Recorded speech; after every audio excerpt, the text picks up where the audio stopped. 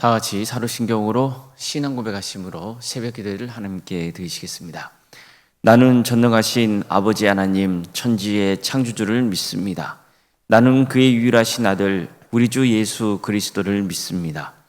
그는 성령으로 잉태되어 동정녀 마리아에게서 나시고 본디오 빌라도에게 고난을 받아 십자가에 못 박혀 죽으시고 장사된 지 사흘 만에 죽은 자 가운데서 다시 살아나셨으며 하늘에 오르시어 전능하신 아버지 하나님 우편에 앉아 계시다가 거기로부터 살아있는 자와 죽은 자를 심판하러 오십니다. 나는 성령을 믿으며 거룩한 공교회와 성도의 교제와 죄를 용서받는 것과 몸의 부활과 영생을 믿습니다. 아멘. 찬송가 400장 찬양하시겠습니다. 찬송가 400장입니다.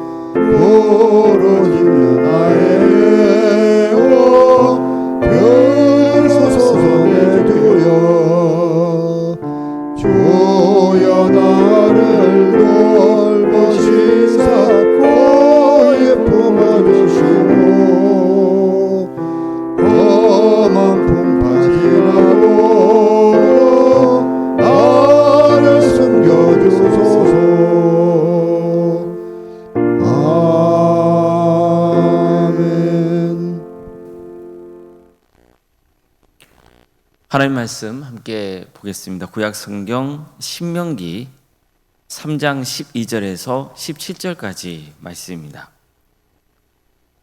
신명기 3장 12절에서 17절 말씀입니다.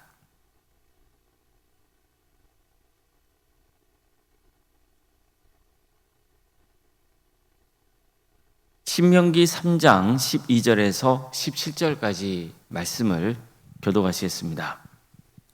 그때 우리가 이 땅을 얻음에 아르논 골짜기 곁에 아로엘에서부터 길르앗 산지 절반과 그 성읍들을 내가 루벤 자손과 갓 자손에게 주었고 길르앗의 남은 땅과 오구 나라였던 아르곱 온 지방 곧 온 바산으로는 내가 므낫세 반 지파에게 주었노라.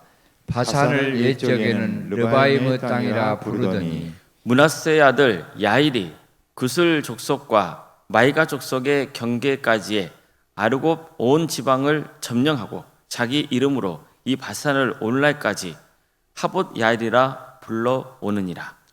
내가 마길에서 길르앗을 주었고 루벤 자손과 갓 자손에게는 길르앗에서부터 아르논 골짜기까지 주었으되 그 골짜기의 중앙으로 지역을 정하였으니 곧 암몬 자손의 지역 야복 강까지며 또는 아라바와 요단과 그 지역이요 기네렛에서 아라바 바다 곧 여메와 비스가 산기슭에 이르기까지의 동쪽 지역이니라. 아멘. 아멘. 오늘도 새벽기를 드리며 하나님의 은혜를 간구하는 모든 성도님들의 삶의 자리마다 또 하나님께서 친히 세우시고 다스리시는 광주 동암교회 위에 하나님의 은혜와 평강이 충만하기를 주님의 이름으로 축원합니다.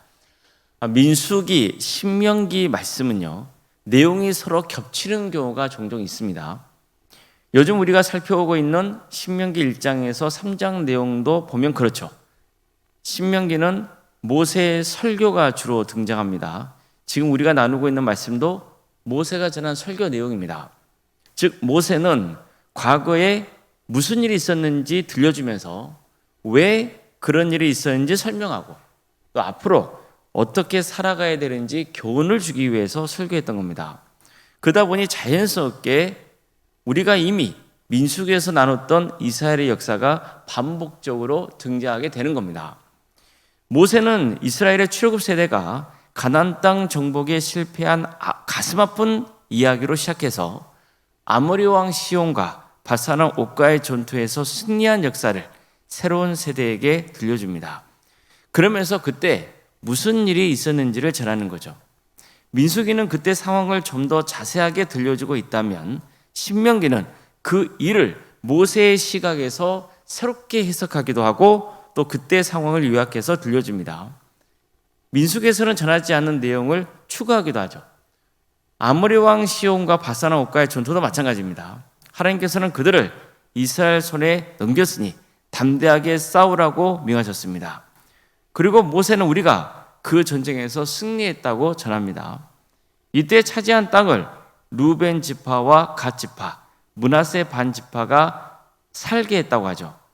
사실 이들 지파가 가나안 땅에 들어가지 않고 요단 동편 땅, 즉 아모리 왕 시온과 바사랑 옥이 다스리던 땅에서 살게 된 데는 특별한 사연이 있었습니다. 그 루벤 지파와 갓 지파에게는 가축이 많았어요. 그러다 보니까 좋은 목초지가 필요했던 거예요. 그런데 요단 동쪽 땅을 보니까 가축 키우기에 너무 좋은 땅인 거예요. 그래서 그들은 가나안 땅에 안 들어가고 여기서 그냥 살겠다고 한 거죠.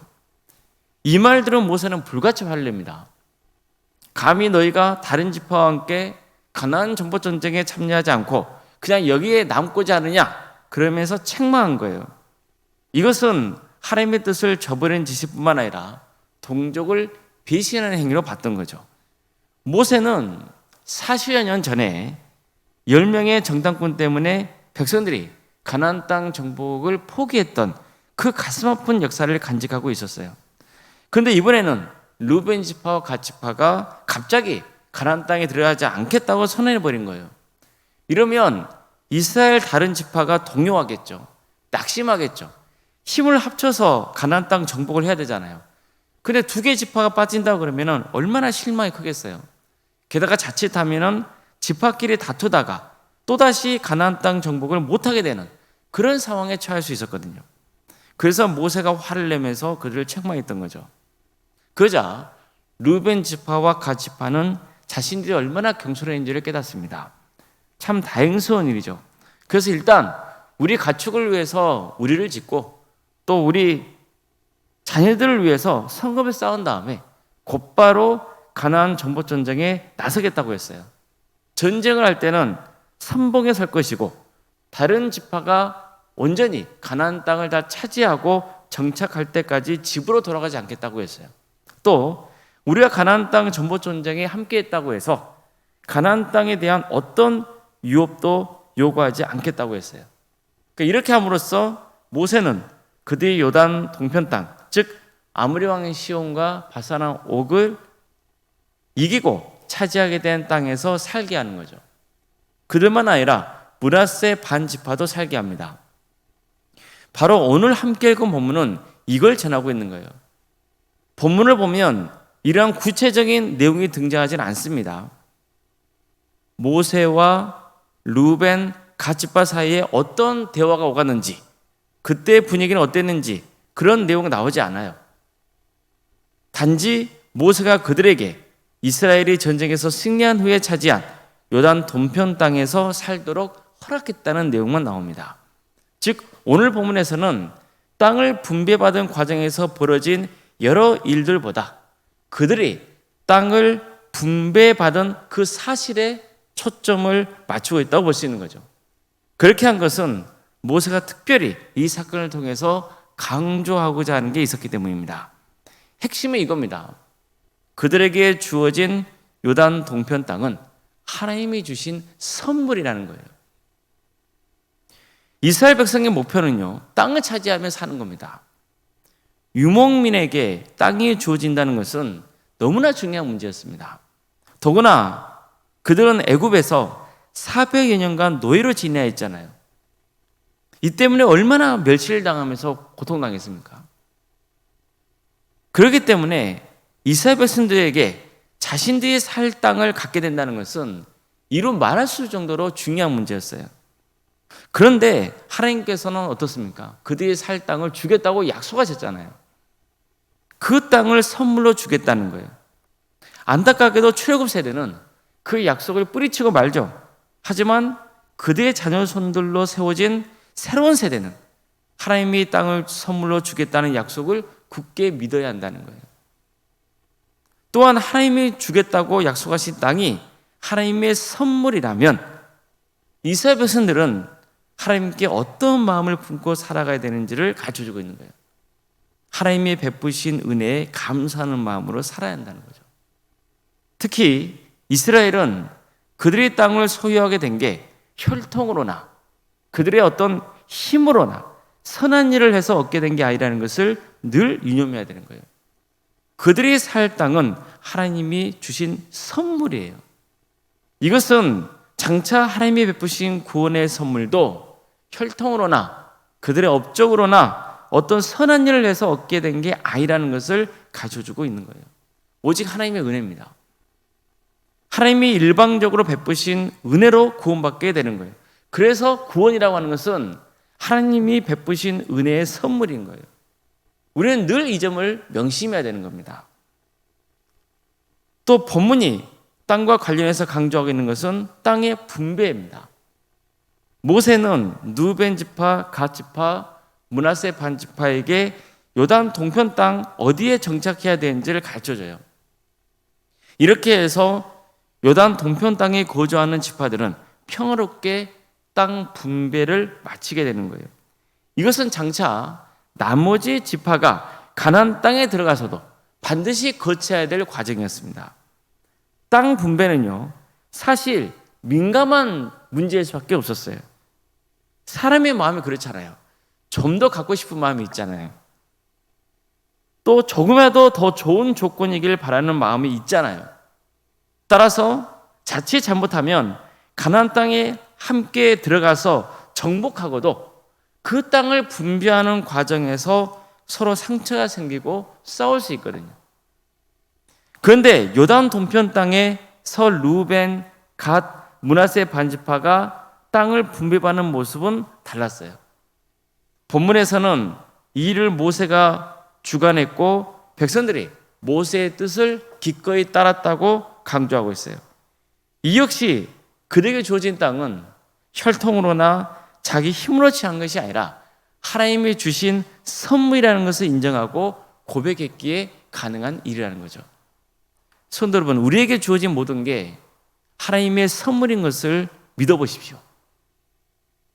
세상을 바라보는 관점이 달라질 겁니다. 내 인생의 목표도 달라지고 살아가는 태도도 달라질 겁니다. 구원도 마찬가지입니다. 너희는 그 은혜에 의지하여 믿음으로 말미암아 구원을 받았으니 이것은 너희에게서 난 것이 아니요 하나님의 선물이라. 행위에서 난 것이 아니니 이는 누구든지 자랑하지 못하게 함이라. 이처럼 구원도 내 힘이나 업적으로 되는 게 아니라 하나님이 나를 위해 베푸신 선물이라는 것을 늘 마음에 새겨야 되는 겁니다. 그럴 때 신앙생활의 태도가 달라지는 거예요. 늘 겸손합니다. 자신의 행위나 업적을 자랑하지 않습니다. 그저 하나님이 베푸신 은혜에 감사하며 삽니다. 그 은혜가 얼마나 큰지 알게 기쁘게 헌신할 수 있는 겁니다. 나에게 주어진 모든 게 하나님의 선물이라는 것, 그것을 고백하게 될 때 우리가 인생을 대하는 태도는 달라지게 돼 있어요. 더 많이 취해보려고 발버둥 치지 않습니다. 일단 중요한 건 뭡니까? 많건 적건 간에 현재 나에게 주어진 것에 감사하며 살아갈 수 있는 거예요. 그래서 하나님께서 나에게 주신 모든 것이 하나님이 베푸신 선물이라는 것을 기억할 때, 그것을 믿음으로 받아들일 때 나의 삶에는 평안이 임하는 것이고, 그리고 기쁨과 만족 속에 살아가게 되는 겁니다. 자족하는 마음을 갖게 되는 것이고요. 우리는 이기적으로 어떻게든 더 많이 벌려고 다른 사람 등치고 그런 악한 짓을 하지 않는다는 거예요. 우리의 구원은 하나님이 베푸신 선물이기 때문에, 내가 하나님의 은혜로 받은 것이 너무나 크기 때문에 우리는 하나님의 일을 할 때도 늘 감사하면서 자원하는 마음을 할 수 있는 거예요. 경쟁하지 않아요. 내가 얼마만큼 일을 했는데, 이 일을 위해서 얼마나 애썼는데, 그런 업적 자랑하지 않아요. 그저 하나님 베푸신 은혜에 감사하며 헌신하는 거예요. 그게 기쁨이고 감사인 거예요. 이처럼 모든 것이 하나님 주신 선물인 것을 깨닫고 그를 고백하게 될 때 내가 신앙생활하는 태도, 인생을 살아가는 태도가 완전히 달라지게 되는 겁니다. 아무쪼록 우리에게 주어진 모든 게 하나님의 선물인 것을 알고 다투지 말고 늘 화평을 도모하며 감사하며 살 수 있기를 주님의 이름으로 축복합니다. 기도하시겠습니다. 살아가는 하나님, 오늘도 우리에게 새로운 날을 허락해 주시고 또 하나님의 속에 살아갈 수 있도록 인도해 주셔서 감사드립니다. 우리에게 주어진 모든 것이 하나님이 베푸신 은혜의 선물인 것을 오늘 말씀을 통해서 다시 한번 깨닫게 하심에 감사드립니다. 모든 것은 하나님의 것입니다. 주님께서 우리에게 베푸신 선물입니다. 우리가 늘 이 은혜에 감사하며 살게 하여 주시옵소서. 우리의 이기적인 욕망들, 악한 마음들이 꿈틀거리지 않도록 우리의 마음 중심을 주님께서 새롭게 하여 주시고, 늘 우리가 하나님 베푸신 구원의 은혜에 감사하며 끝까지 구원의 완성을 향해서 나아가는 복된 삶의 길을 가게 하여 주시고, 내게 베푸신 하나님의 선물에 감사하며 선용하며 살아가는 복된 인생들이 다 될 수 있도록 인도하여 주시옵소서. 사랑의 주님, 광주도 함께를 세워주시고 지금까지 인도해 주신 그 크신 은혜에 감사를 드립니다. 주님, 이 교회를 통하여서 하나님의 선하신 역사가 이루어지기를 소망합니다. 도와주시고 함께하여 주시옵소서. 하나님의 역사로 신앙의 명가를 세워가고 예수님의 말씀으로 인재를 양성하고 성령님의 능력으로 선한 영향을 끼치는 거룩한 공동체가 되게 하여 주시옵소서. 하나님의 말씀 앞에 무릎 꿇을 줄 아는 교회, 하나님의 뜻을 이루어드리기 위해서 마음을 하나로 모으는 공동체, 그래서 하나님의 영광을 위해서 귀하게 쓰임받는 복된 교회가 되게 하여 주시옵소서. 우리 성도들의 가정을 늘 지켜주시고 선하게 인도하여 주시옵소서. 긍휼을 베풀어 주시옵소서. 어려움에 처해 성도들이 있습니다. 주님께서 친히 역사해 주셔서 회복의 은혜를 부어주시고 또 필요한 것들을 채워주시고 도와주시고 함께하여 주시옵소서. 유치된 질병으로 고통당하는 성도들, 주님께서 그들을 불쌍히 여기셔서 치유하여 주시옵소서. 하나님의 섭리가 있음을 늘 고백하며 낙심하거나 절망하지 않도록 도와주시고 끝까지 주님의 은혜를 사모하며 나아가는 복된 인생들이 다 될 수 있도록 주께서 친히 함께하여 주시옵소서. 학업으로, 직장으로, 군복으로 여러 가지 일로 객지에 나가 있는 성도들이 있습니다. 어디에 머물러 있건 주의 영광에서 살아갈 수 있도록 인도하여 주시고 그들의 안전을 지켜주시고 그들의 삶 가운데 늘 동행하여 주시옵소서. 주님, 여러 가지 문제를 놓고 주님 앞에 간구하는 성도들이 있습니다. 자녀의 잉태를 문제를 놓고 또 기도하는 성도도 있고 또 출산을 앞둔 성도들도 있습니다. 취업을 위해서 또 결혼을 위해서 기도 중인 성도들도 있고 수능을 앞둔 자녀들도 있습니다. 주님, 사업을 위해서 기도하고 있고 또 직장의 생활을 위해서 또 기도하고 있는 성도들도 있습니다. 여러 문제를 놓고 주님 앞에 간구하는 성도들이 있사오니 주님께서 도와주시고 함께하여 주시옵소서.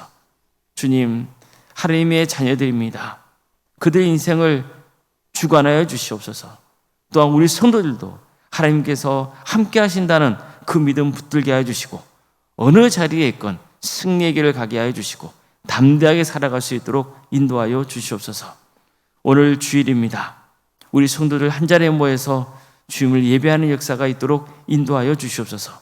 늘 예배를 사모하는 마음 주시고 또 그 예배의 자리가 반드시 내가 있어야 할 자리인 것을 고백하게 하여 주시고 그래서 주님께 예배하고 새 힘을 얻어서 세상에 나가서 담대하게 승리의 길을 가는 복된 성도를 다 될 수 있도록 친히 함께하여 주시옵소서. 섬기는 손길들마다 주께서 친히 역사하여 주시고 기쁜 마음과 감사하는 마음이 차고 넘칠 수 있도록 도와주시고 우리 성도들이 믿음의 동역자들로서 함께 섬기며 교제할 때 그곳에 기쁨과 감사가 차고 넘치는 역사가 있게 하여 주시옵소서. 주님, 오늘부터 항동직 피택자 교육도 있습니다. 주님께서 그 자리에 함께하여 주셔서 꼭 필요한 교육이 진행될 수 있도록 인도하여 주시고 이 기회를 통하여서 우리 성도들의 신앙이 더 자라고 성숙되는 역사가 있게 하여 주시옵소서. 옳은 생각 사모님 성령 충만케 하여 주시고 평안의 축복을 보여주시고 신앙의 명가를 세워지는 역사가 있도록 인도하여 주시옵소서. 이 나라를 주께서 국리하게 주셔서 하나님의 공의와 정의가 바로 세워지게 하여 주시고 이 땅에 세워진 교회들이 예수 그리스도 바라보고 복음으로 새로워지는 역사가 있도록 인도하여 주시옵소서. 하나님의 때에 평화로운 통일이 이루어질 수 있도록 인도하여 주시고 이 민족이 하나 되어서 땅까지 복음을 증거하는 복된 역사가 있게 하여 주시며 하나님의 나라에 헌신하고 있는 목회자들과 선교사들을 늘 기억하여 주셔서 그리의 헌신을 통하여서 많은 군의 열매에 맺은 축복을 부어 주시옵소서. 오늘 주님께서 복 주시겠다 약속하신 거룩한 날이 오니 이 날을 주님께서 기억하여 주시고 우리 모든 성도들에게 한량없는 하나님의 축복의 은혜를 부어 주시옵소서. 거룩하신 예수님의 이름으로 기도드리옵나이다. 아멘. 하늘에 계신 우리 아버지, 아버지의 이름을 거룩하게 하시며 아버지의 나라가 오게 하시며 아버지의 뜻이 하늘에서와 같이 땅에서도 이루어지게 하소서. 오늘 우리에게 일용할 양식을 주시고 우리가 우리에게 잘못한 사람을 용서하여 준 것 같이 우리 죄를 용서하여 주시고 우리를 시험에 빠지지 않게 하시고 악에서 구하소서. 나라와 권능과 영광이 영원히 아버지의 것입니다. 아멘.